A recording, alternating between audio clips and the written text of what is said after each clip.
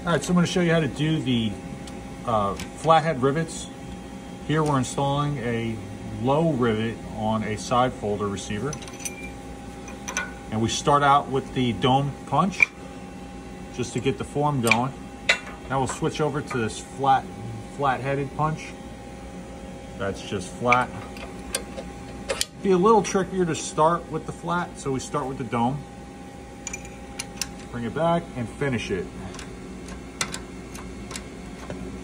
Keep in mind, this is the most annoying rivet to reach because it's very low and far back on the side folder trunnion.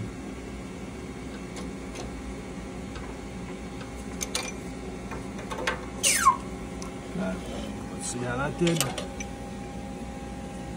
And pretty darn good.